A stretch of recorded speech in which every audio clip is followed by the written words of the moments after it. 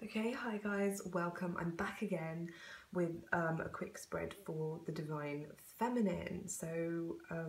Thank you so much for being here as always. Welcome to all my subscribers, all my new subscribers, and everyone who's stopped by. And I also want to start by saying thank you so much for all of your likes, all of your shares, and yeah, all of your subscriptions, really, and your just time and support, comments, everything. I know I haven't been too great at replying lately, but I do read everything, and you know, I send you guys so much love for all the interaction, really. So thank you for that. Gratitude and blessings to you all who take the time out.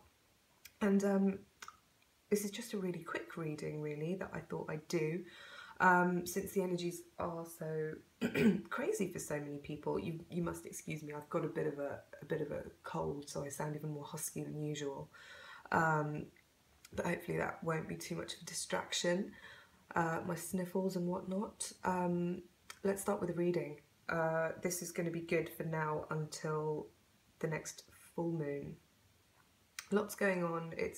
I've always said it's mainly a case of the divine masculine transforming at the moment, because it's very, very solar energies, but there are some important new moons. Again, new moons are more they have a stronger effect on the masculine energies, but obviously we have both of the energies within each and every one of us, so yeah, it might not affect the feminine as profoundly, but it will still have a great effect because it's a very, very powerful time, and solar energies are powerful. Okay, without further ado, let's start with a reading.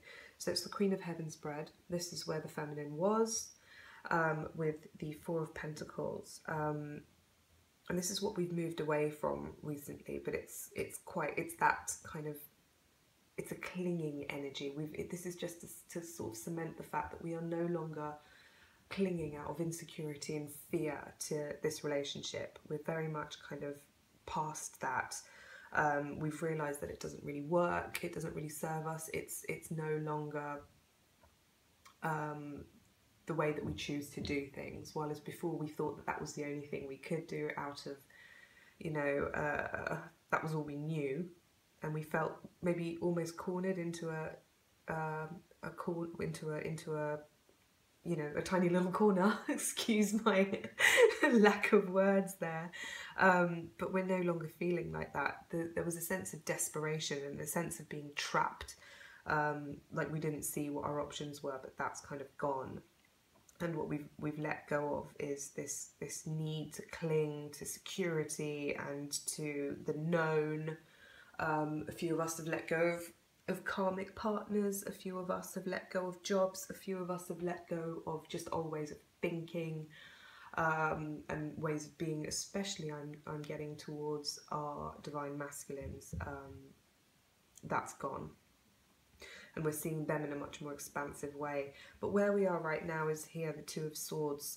Interestingly, this was what, if you watch the divine masculine reading, the divine masculine was asking us for patience and for to wait, to not act, to actually kind of be in a state of balance, and wait for them. And it's interesting that that's where we are right now. So that for me is confirmation that we are progressing exactly how we should. Things are progressing exactly how it should.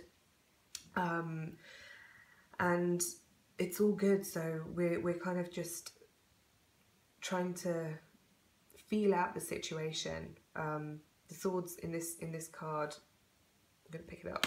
The swords in this card really do look like antennae, and we can't see what we're doing, but she's not actually paying attention to anything with her two eyes. Her physical eyes are blindfolded, and these two antennae are actually picking up things from the ether.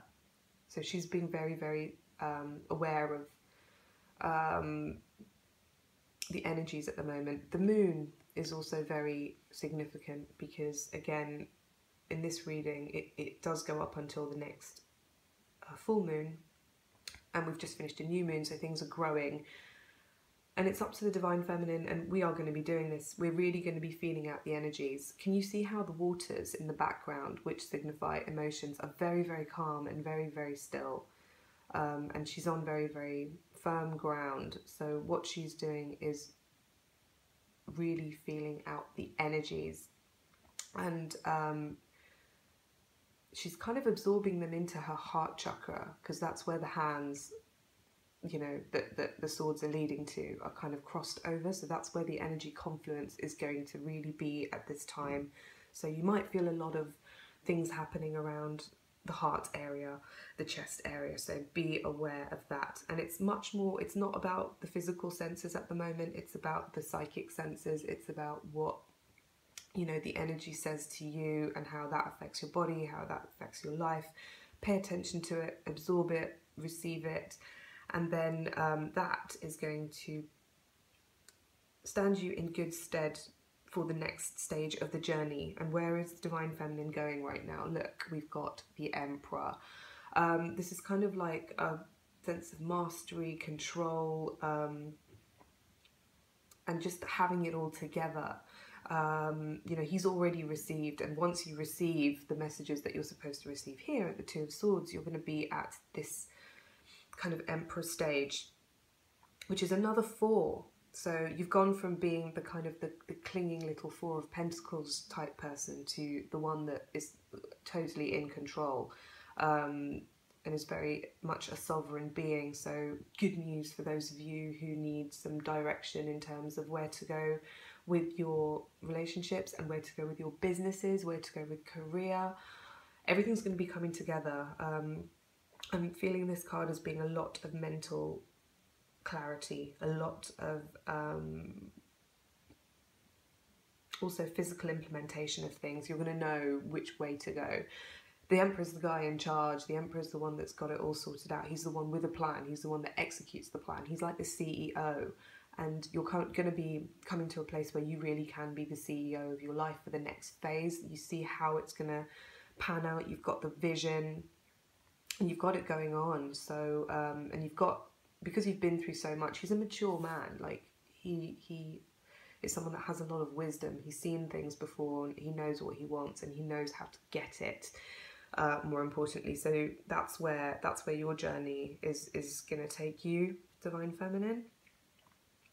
And let's go to the advice. The advice is very interesting because also many of you want a kind of, an emperor needs an empress, and you know, if they're gonna do business or if they're gonna just socialize, they need another emperor. So you're also looking for people that kind of vibrate at that same kind of level as you.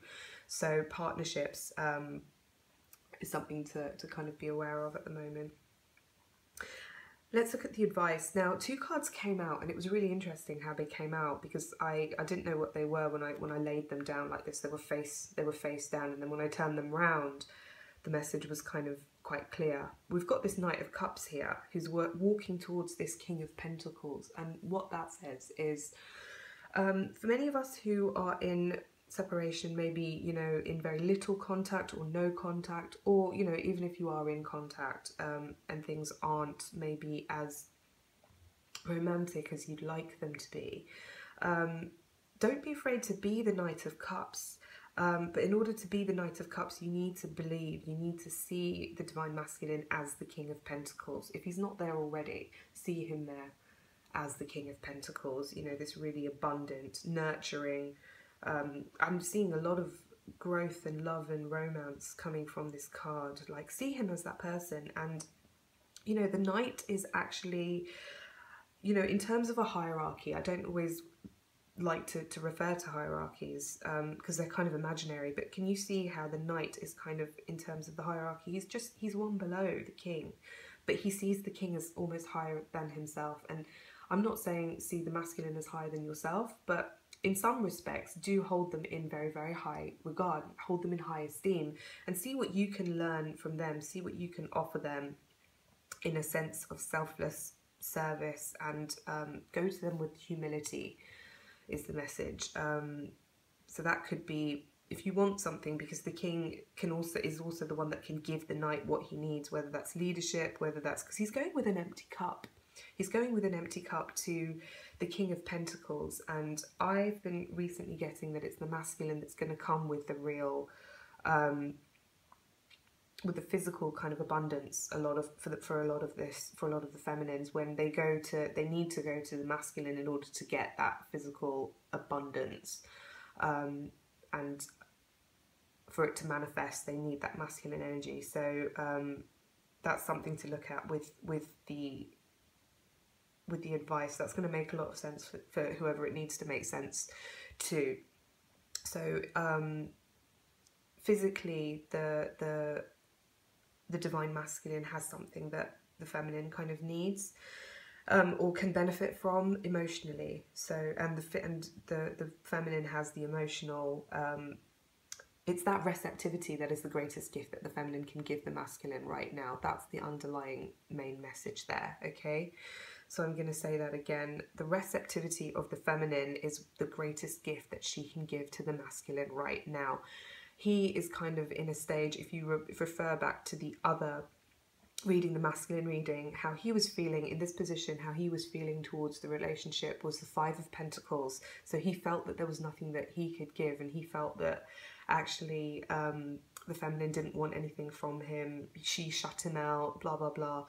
But actually the advice here is, be feminine. You can actually be the Knight of Cups, and you can, even if it's just energetically at the very least, you can start to see him as a very generous, a very abundant and very rich, very grounded and sorted, very masculine king, a very good provider and a very good nurturer, a very good father. You know, he's very much the ideal kind of human.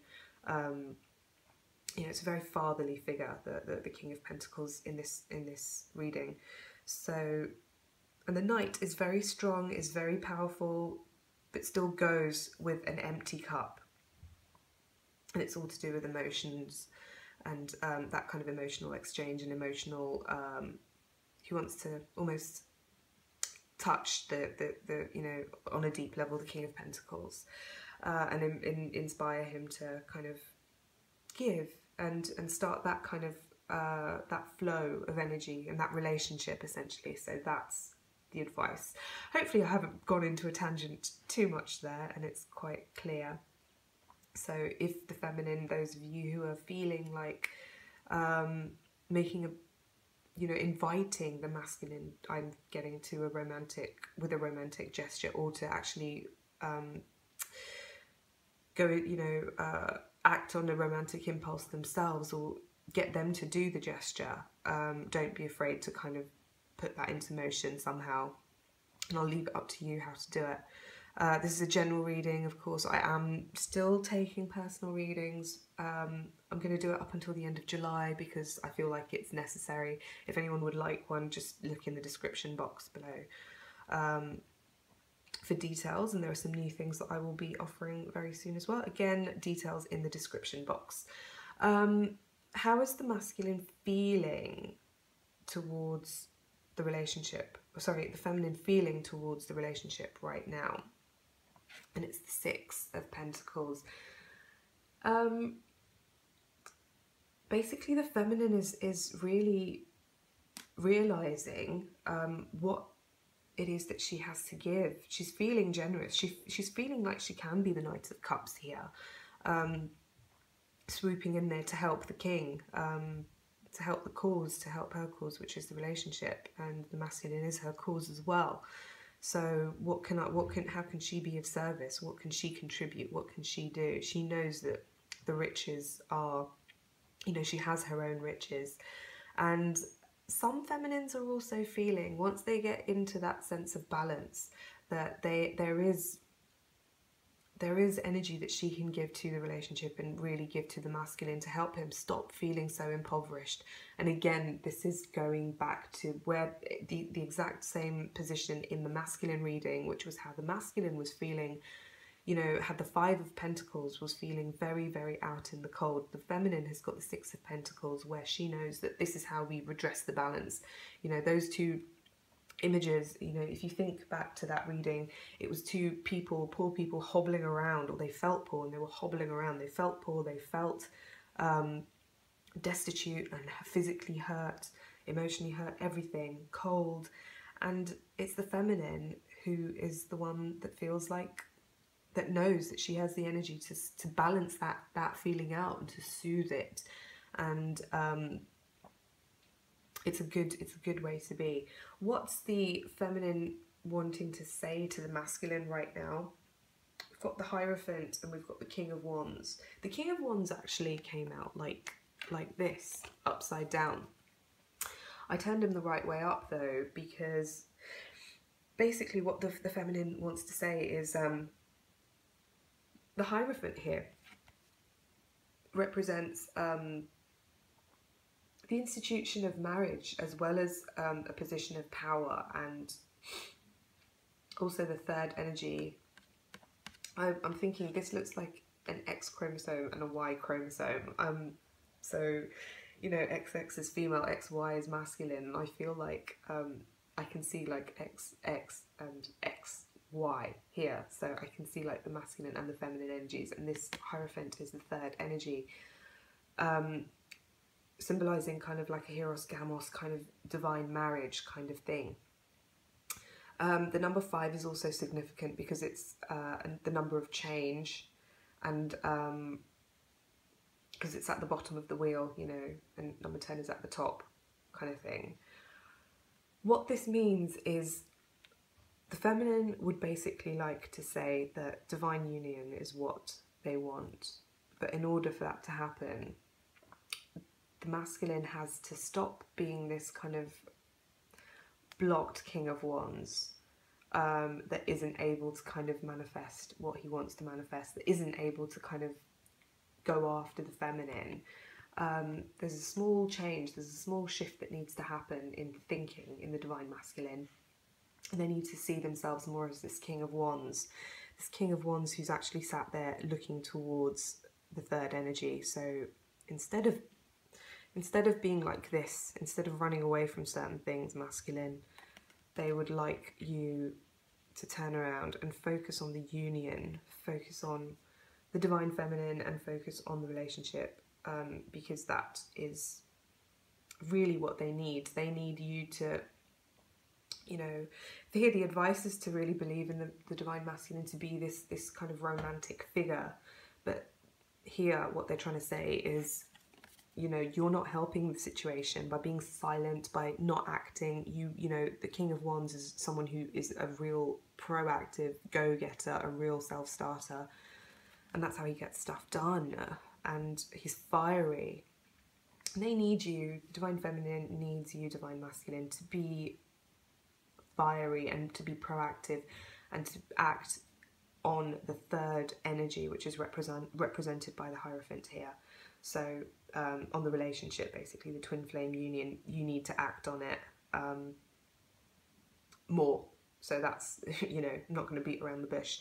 They're finding it hard to see you as this romantic character, and that's reflected here, which is in the challenge position. We have the Lovers. So the challenge is basically to make this romantic, to get this in a romantic relationship. But that's, even though it's the challenge, it's also a strength, because it does show that this is where the feminine wants things to go.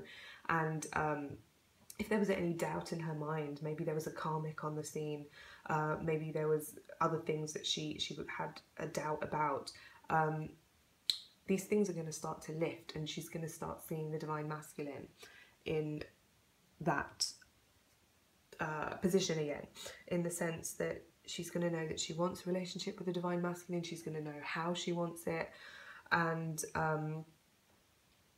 even though it could be a challenge, the challenges will come into the forefront of her mind, but these are there so that you can see them, and they can be, my eyes are being drawn to this kind of, they're there to be this cloud which is going to dissipate. So the problems are going to come up from the mind, and they're going to be brought up to the surface so that they can be viewed, and then they can be dealt with, and they can be dissipated, and that they can dissipate and disappear. So also, can you see how they want to get together? They want to get together, and everything is kind of overseen by this angel.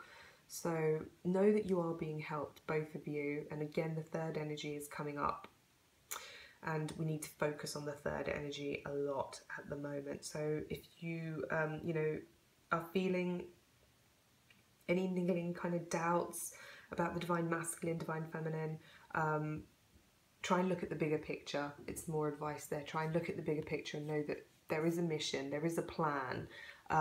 You've totally got free will. Look, these two characters are completely free to do whatever they want. They can either reach out and hold each other's hands, or they can, you know, turn around and go the other way. And look, behind the masculine is fire. So divine masculine, you should really tap into that fire, that King of Wands kind of energy. Behind the divine feminine here is the snake here, which represents knowledge and experience, and the knowledge and fruition knowledge and experience coming into fruition. So divine feminine, there is a lot of power in what you choose to do right now. So just think about, you have the knowledge of the divine plan a lot more right now. Think about that and let that influence your actions, really. What has the divine feminine been doing well? Love to see this card, the Ace of Cups, and give yourself a pat on the back, because you know, you've been so receptive, you've been so, most of you have done so much work that compared to where you were, you know, this time last year, last week, last whatever, last, you know, 10 years ago, when you first started out this journey, the time frame will be totally unique to you, but there will be a time in your life when you will be able to look back to and just look at yourself now and just be so proud of yourself, because comparatively, and remember, everything in life is relative. We are in a world of duality, and it's all about the reference points. It's all about kind of your own personal journey and your own personal milestones and how far that you've come, and your own kind of journey of evolution. Your cup really does runneth over relative to that particular point, whatever that point in time is that's going to spring to your mind. You will know your cup absolutely runneth over, and you know it. So give yourself a pat on the back. It's a time for being really thankful for what you have, and be generous with it as well. Know that it's not going to run over, it's not going to run out. Look, every time you need to dip your cup back into that pool of water that you're kind of feeding into as well, know that you can. So you know that emotionally you have so much love that it's never going to run out. So well done. And if you're not feeling it, tap into it, because the energies are there for you. And that energy will really help you reach out to the divine masculine. It will really help you to reach out physically as well, and give of your time, your energy, your gifts, and also to earn money yourself, so that you can do more in the world, which is represented here. So your cup runneth over. Amazing. Underlying energy, we have the Tower. And many people look at this and they're really afraid, but don't be, because the Tower energy, it's very Uranian energy, and right now astrologically there are lots of aspects happening with Uranus right now, Uranus. And I think it's a great energy. I'm an Aquarius, so it's kind of the ruling planet of Aquarius. And right now, with the full moons, the full moon that's going to happen is the full moon in Aquarius, and the new moons. We've got 2 new moons. Interestingly, right now, the new moon just gone, and the next one coming. It's unusual because they're both in Leo, which is the opposite sign to Aquarius, and there's a lot of very Leo and Aquarian themes that are happening at the moment. And the full moon, which is much more strong for women, is going to be in Aquarius, and Aquarius is a card of real rebellion, revolution, great power, electric power, shocking power. And it's also, you know, the card of electricity, and like this is a great big zigzag of electricity like, you know, lightning.